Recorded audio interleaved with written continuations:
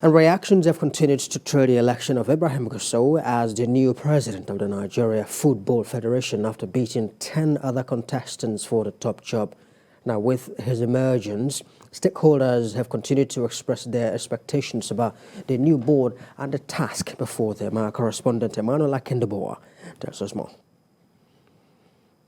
Ibrahim Gusau, a Zamfara state-born administrator, on Friday emerged as the 40th president of the Nigeria Football Federation, replacing Amaju Pinnick, who was in charge of the Football House for 8 years.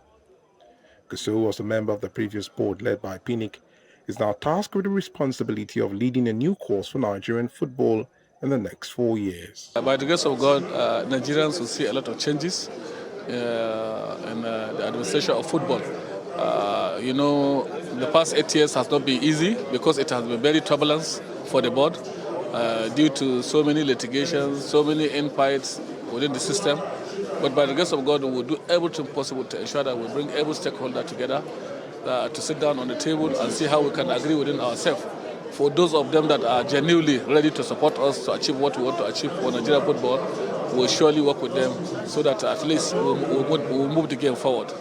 Gusau is expected to count on the support of a strong supporting cast of executive members, including long-term chairman of Enyimba Football Club, Felix Ayasiagu, who is the first vice president of the board, Ahmed Yusuf Fresh, who comes in as chairman of chairmen, and for the first time in history, 2 women, Margaret Eachin and WFL chairperson Aisha Falode, on the board.